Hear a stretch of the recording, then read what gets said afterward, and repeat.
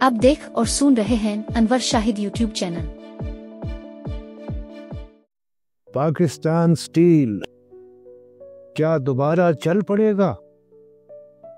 कौमी इदारा क्यों तबाह हुआ?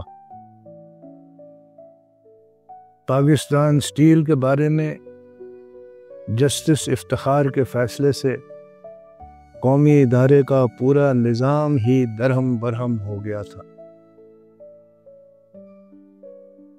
फौलाद की कीमत में गैर मामूली इजाफे के जोर पर मुनाफे की चोटी पर पहुंचने के बाद कीमतों में मुसलसल कमी के सबब पाकिस्तान स्टील बड़ी तेजी से वापसी के सफर में नुकसान की घाटी में उतर रहा था।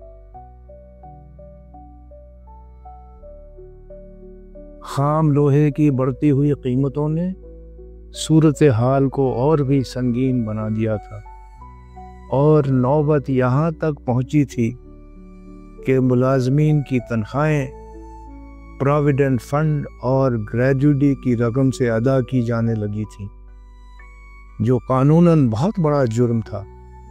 लेकिन इसमें मुलविस पाकिस्तान स्टील के किसी अहलकार के खिलाफ कार्रवाई तो क्या होनी थी, किसी के कान पर जूं तक नहीं रेंगी थी।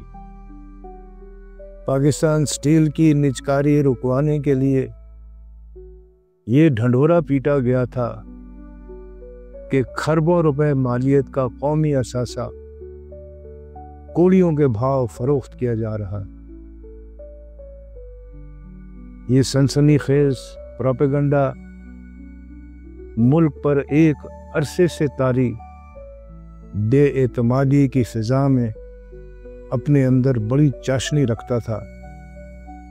चुनाचे अक्सर लोगों ने फौरन यकीन कर लिया। किसी ने ये सोचने की जहमत भी गवारा नहीं की कि अगर ये बात दुरुस्त थी तो मुलाजमीन की तनख्वाहें प्रोविडेंट फंड और ग्रेजुटी से क्यों अदा की जा रही थी। इसके बजाय खरबों रुपए के असासों का रत्ती बराबर हिस्सा बेचकर तनख्वाहें तो कम से कम अदा की जा सकती थी। लेकिन खरबों के असासे होते तो तभी ऐसा मुमकिन होता। इसके बजाय हुआ ये कि तनख्वाहें तो एक तरफ रहीं, रिटायर होने वाले मुलाजमीन को वाजिबात की अदायगी के लिए एक पैसा भी नहीं बचा और वो ग्रेजुएटी के अलावा मुलाजमत के दौरान बरसों जमा कराए जाने वाले अपने ही पैसों यानी प्रोविडेंट फंड से भी हाथ धो बैठे। वाजिबात की अदायगी के मुंतज़िर मुतअद्दिद मुलाजमीन का तो इसी कसम पुरसी के आलम में इंतकाल हो गया। ये इंतहाई संग दिलाना सूरत हाल थी जिसकी दादरसी के लिए किसी चीफ जस्टिस को अज खुद कार्रवाई का ख्याल नहीं आया और इस मकसद के लिए सुओ मोटो तो क्या हरकत में आता, तिनका तक नहीं हिला। 2020 में सूरत हाल ये थी कि 2013 के बाद से रिटायर होने वाले 6,500 मुलाजमीन साल हा साल से अपने वाजिबात के मुंतज़िर थे। उनकी सारी उम्र पाकिस्तान स्टील की खिदमत में गुजर गई थी और रिटायरमेंट के बाद उनकी जेब में एक धेला भी नहीं था।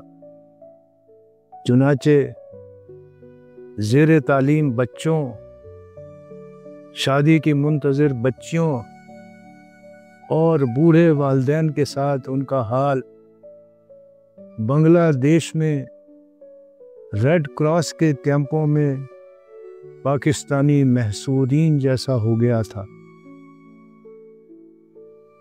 बांग्लादेश में महसूरीन अगर पाकिस्तान से मोहब्बत की सज़ा काट रहे थे तो पाकिस्तान स्टील के मुलाजमीन कौमी इदारे की खिदमत का खमियाजा भुगत रहे थे।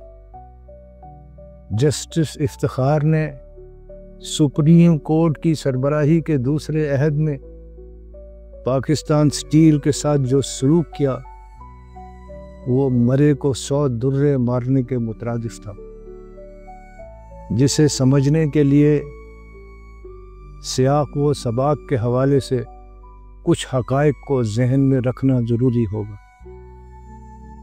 وہ یہ کہ فولاد کی قیمتوں میں اضافے کی جو لہر سن 2001 میں آئی تھی، اس کا زور ٹوٹنے کے بعد سن 2007 تک یہ قیمتیں گرتے گرتے نچلی ترین سطح پر آ گئی تھیں۔ ادھر اس دوران خام لوہے کی قیمت میں اضافے کا رجحان برقرار تھا اور وہ بڑھتے بڑھتے 2008 میں اپنی انتہا کو جا پہنچی تھی، جس کی وجہ سے پوری دنیا میں فولاد کی صنعت بحران کا شکار ہو گئی تھی۔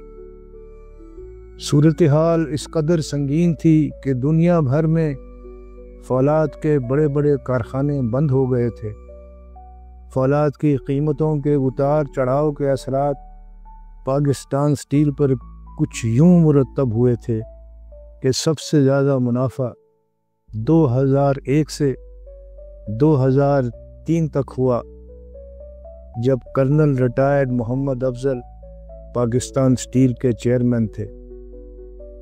پاکستان اسٹیل کا 19 ارب کا قرضہ اسی دوران ادا کیا گیا تھا۔ 2003 سے 2006 تک جنرل ریٹائرڈ عبدالقیوم کے دور میں 14 ارب روپے کا منافع ہوا تھا۔ 2006 سے 2008 تک ریٹائرڈ جنرل جاوید کے دور میں 2007 میں تو 2.5 ارب روپے کا منافع ہوا تھا، لیکن اگلے سال یعنی 2008 میں جب 7 گنا اضافے کے ساتھ خام لوہے کی قیمت $27 فی میٹرک ٹن سے $188 فی میٹرک ٹن تک جا پہنچی تھی، تو اس سال پاکستان اسٹیل کو 26 ارب روپے کا نقصان ہوا تھا۔ کہانی پلٹ چکی تھی، قیمتوں میں اضافے کا سونامی واپس جا رہا تھا اور واپسی میں اپنے ساتھ بہت کچھ سمیٹ کر لے جا رہا تھا۔ اگلی قسط میں جانیے جاں بلب پاکستان اسٹیل کو 100 درے مارنے جسٹس افتخار ایک دفعہ پھر سو موٹو لہراتے ہوئے میدان میں آ گئے۔